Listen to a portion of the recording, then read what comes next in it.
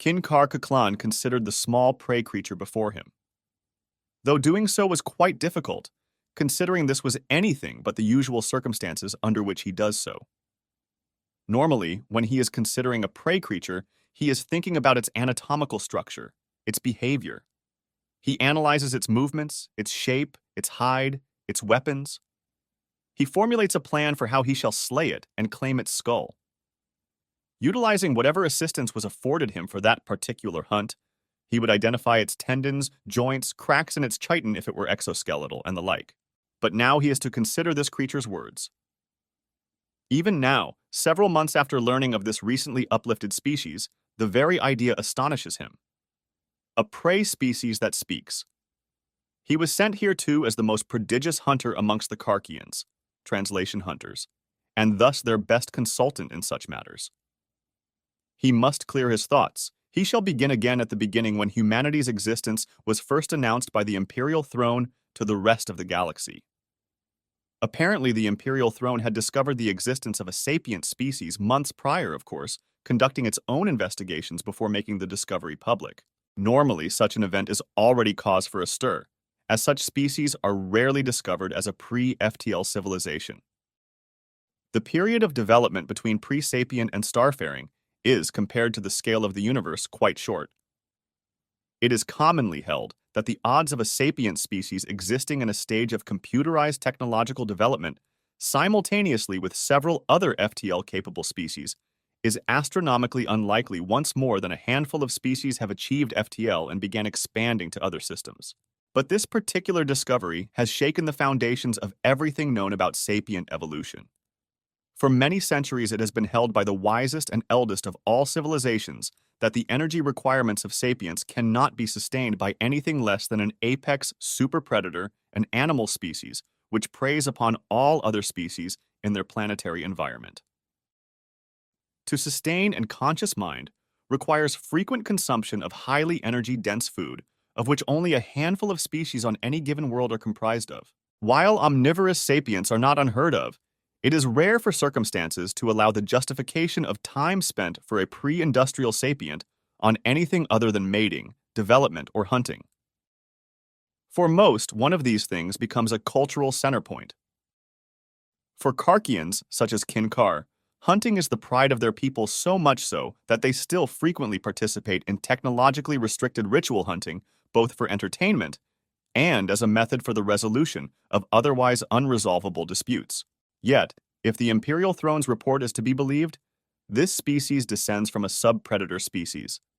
That is, a species of predators who are themselves frequently preyed upon by typically more powerful apex predators. Though Kinkar is loath to call such a thing a predator, to Karkians, you are either the hunter or the hunted, and never both. Yet somehow, these prey animals evolved sapience and eventually overcame their evolutionary predators, no longer vulnerable to being hunted but neither assuming the role of apex hunter and super predating, not for food anyways. Also, perplexingly, their overcoming of this previously thought unbreakable food chain was prompted by technological development.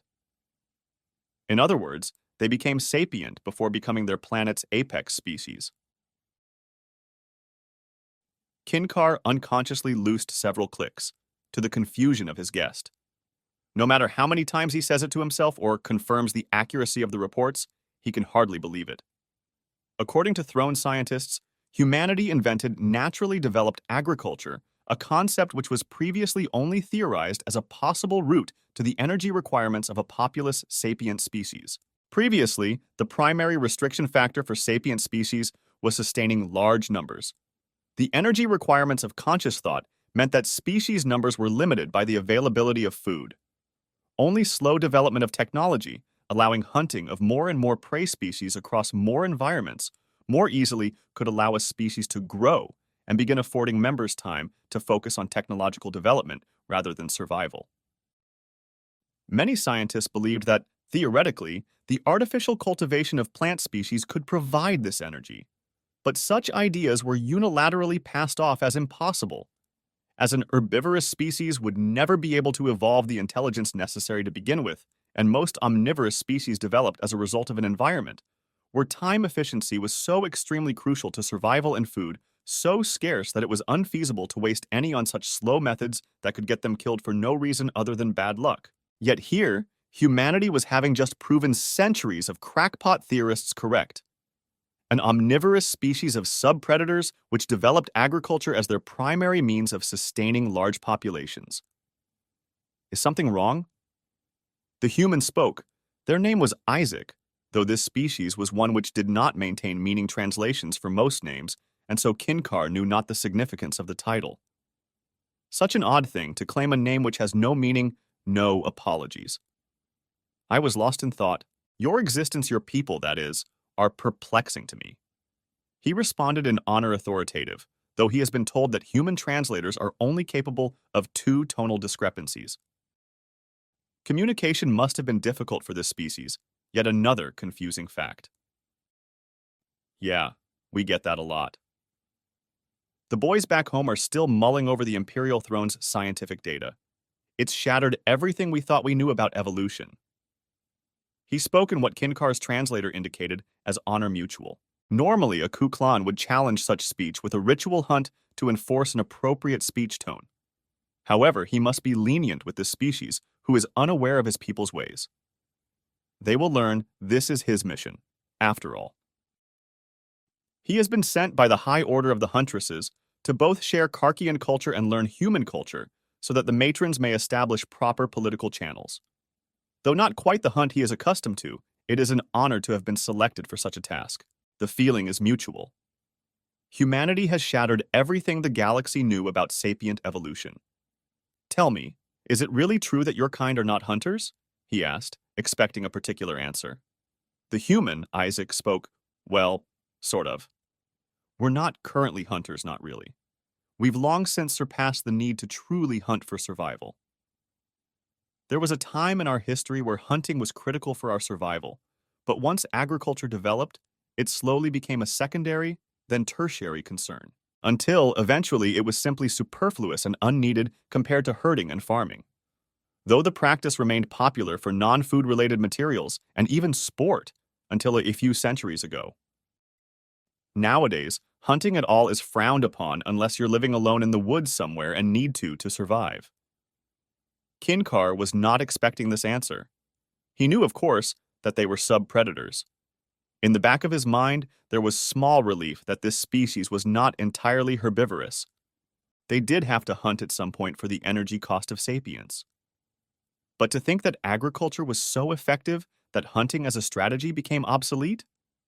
He knew it was not Isaac's fault, but the very thought made his blood boil. Literally. Karkian blood is, uniquely to their species, capable of boiling without causing damage. Their veins are semi-permeable to gases, and on especially hot days, the blood in veins on the surface of their skin would boil to release heat in the form of vapor. This also doubled as a way to apply scent markings to territory and to attract mates. I'm sorry, you're steaming? Literally? Wow. I didn't mean to anger you. Deepest apologies. Isaac spoke, now in dishonor subordinate? Kinkar shook his head again. He must dissuade his instincts lest this individual's fluctuating tones confuse him further. Do not apologize for that which is not your fault. The thought of hunting becoming obsolete. For Karkians, the hunt is a millennia-honored tradition. To call it unneeded is agitating. I cannot blame you. You did not know. You said your species used herding as well? I was only aware of your heavy use of agriculture, Kinkar inquired, as a way to distract from the agitation. Herding was known to the galaxy. Even super-predating species cannot sustain hunting alone forever. As populations grow, industrial-scale animal processing becomes an inevitability. Not the least because, without it, a sufficiently populous species would wipe out all life on their planet. It seems even humanity could not avoid this, which was oddly comforting, a small bit of reason underneath the foundation of this incredulous species. Kinkar was still remiss about humanity's apparent disfavor for hunting. At one point, they even engaged in it for sport. If that had been the humanity the Imperial Throne discovered, then perhaps this conversation would be easier held during a communion hunt. But alas, the offer was rejected prior even to his arrival. Yes, as humanity spread out across the planet in our primitive days. What? Kinkar interrupted, perhaps slightly dishonorably, though he doubted the human even noticed. Humanity spread out across the planet in our primitive days? Isaac repeated. You. Humanity encompassed their entire world before industrializing? Kinkar clarified, flabbergasted. Actually, before even agriculture truly developed, there were tribes of humans, both nomadic and static, all over the planet, with exception to only a few particularly hostile locations that hardly supported large ecosystems to begin with. Even some of the most remote regions had human tribes, due to ancient geological land bridges that formed during the ice ages. Isaac stated with such confidence and stability that even the translator identified absolutely no deception. This was entire unforeseen. Not even throne data sharing revealed this. Most species did not expand beyond their evolutionary roots until they began to develop tools for surviving off environments. Some rare species had durability enough to survive the entire breadth of a continent's temperature and seasonal terrains, but it was literally unheard of for one to be capable of surviving every single planetary ecosystem without the aid of technology to enable the hunting of physically more powerful predators and thus expansion of food sources for, of course, larger populations. Yet somehow, humanity had done precisely that. How?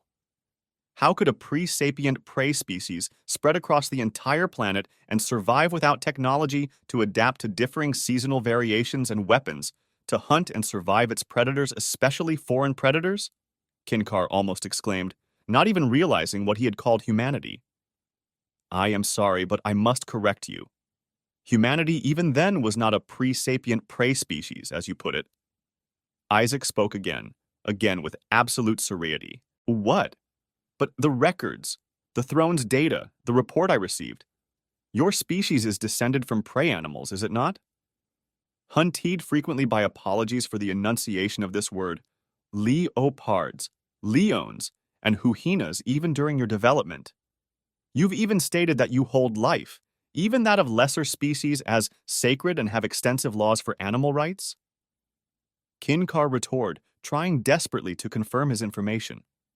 I see you have been, at least slightly misinformed, or perhaps have misinterpreted. Your report clearly is not firsthand in any case, Isaac stated quite calmly. He stood, activating the holoprojector to show Earth side by side with what appeared to be a less evolved human. As you say, we are descended from prey animals, a species of hominids, well, I suppose that just means human ancestor, huh? Well, a species that came before us were in fact prey to many varieties of animal in our evolutionary basin, the African savanna. Here, the holo shifted to show the world's second largest continent, specifically the upper middle portion of it, hyenas, lions, leopards mostly. But even so, they still occasionally hunted only our eldest ancestors so removed so as to hardly be considered hominids were not omnivorous. However, hunting was difficult and infrequent. So ancient diets consisted of a mix of a variety of things, including berries, nuts, insects, and whatever meat we could get our hands on. We formed large packs, herds, whatever you want to call the group structure to provide mutual support and keep eyes out for predators. The key to our success was that, even in those times, our intelligence vastly outclassed other animals and enabled us to outposition, outmaneuver, and generally avoid predators whilst tricking other animals into traps they couldn't escape from. We leveraged our endurance to run down prey until it literally died of exhaustion, then stripped the corpse for as long as it took scavengers to push us away. The moment we began to make use of tools, however, it was over.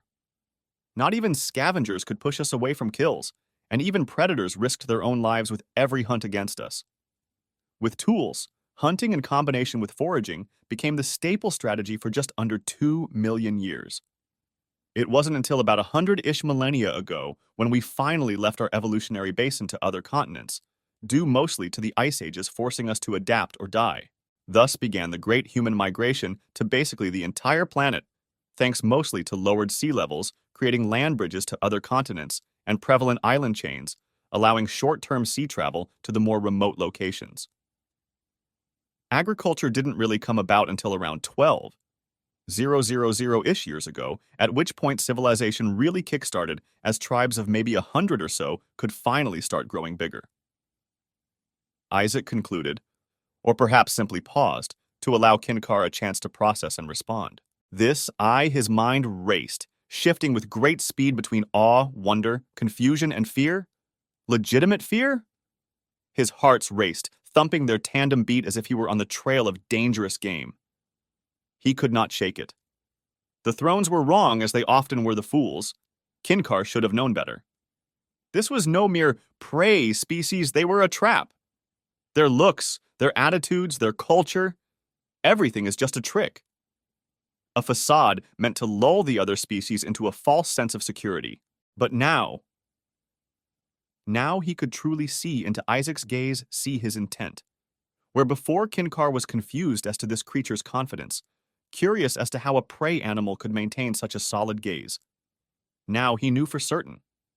It was he who was being hunted. All this time, it was Kinkar who was being analyzed, studied, picked apart.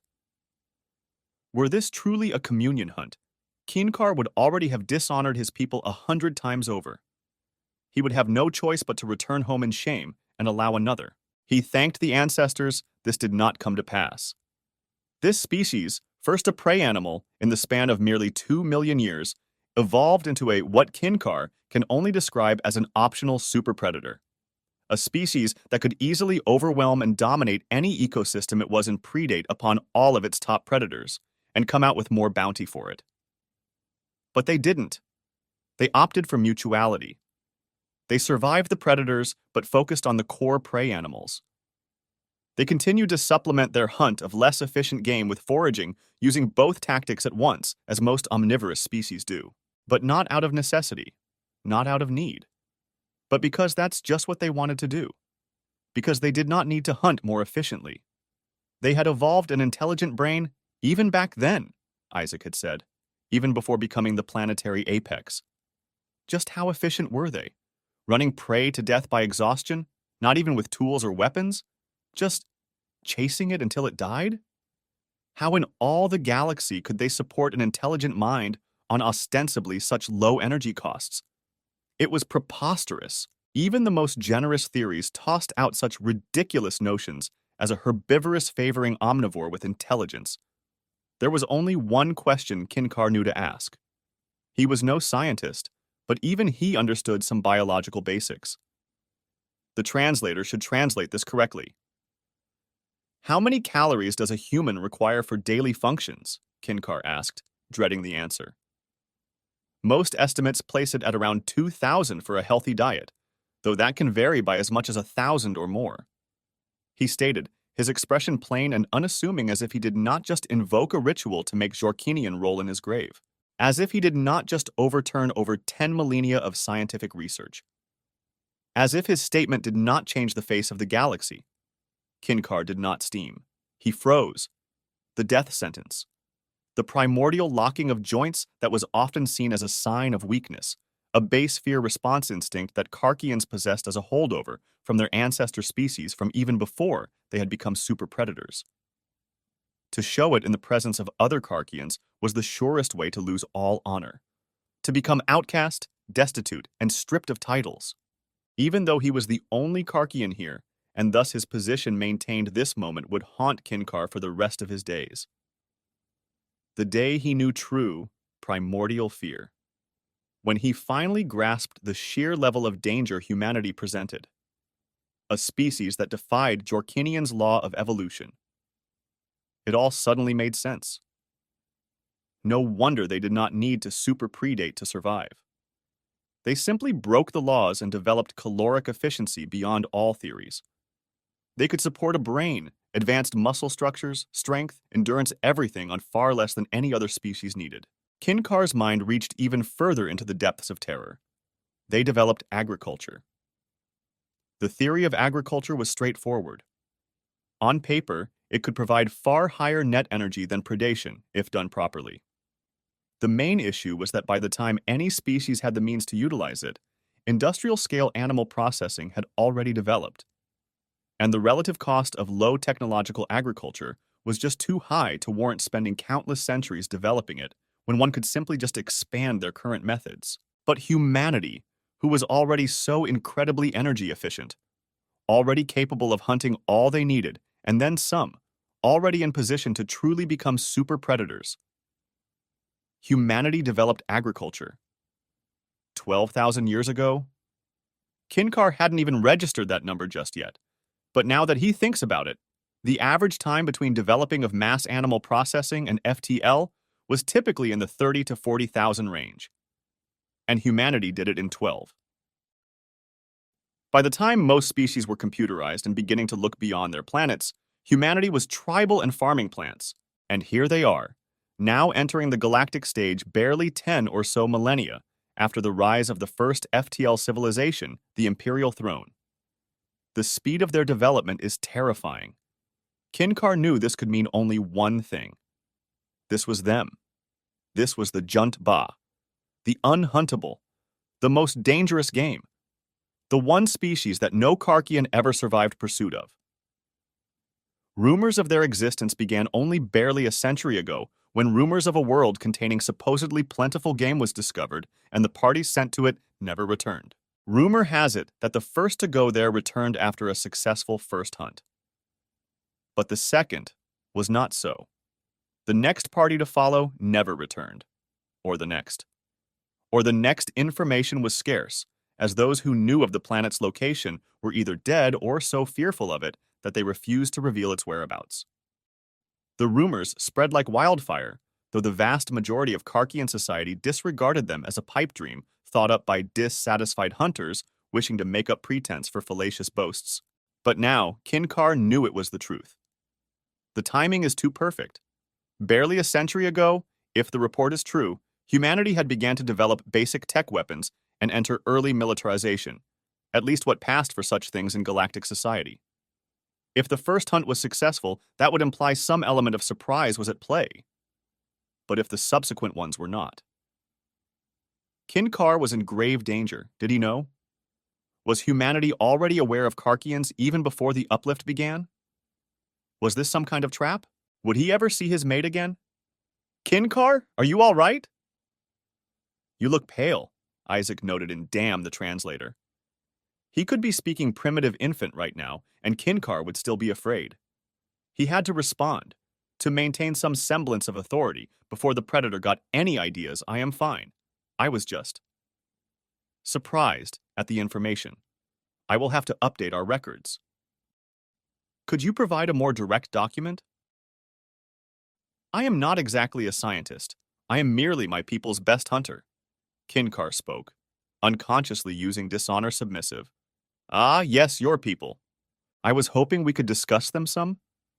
I've just shared most of my people's history after all. Isaac expectantly lead. Oh, yes, of course, Kinkar submitted. In the coming days, the Karkian Empire would enter into a defensive pact with humanity in a political move that stunned the entire galaxy. Karkians were notoriously fierce and highly independent, militarily capable of resisting imperial annexation whilst holding strategically important worlds that precluded annihilation-class weapons. A fact that their high order of huntresses frequently leveraged during political talks and attempts to trade. Yet, for seemingly no discernible reason, they entered an equal footing defensive agreement with humanity, enabling the newly uplifted species to resist imperial annexation and remain independent. Rumor has it this was preluded by a dramatic shift in Karkian authority, with nearly half their high order stepping down and being replaced by subordinates after some kind of cultural scandal, though no other species truly knew what happened when Kinkar's report reached the Council's eyes. They did not know how much blood was shed that day. Humanity, for their part, was very glad to have the predators on their side. Much better than the movies,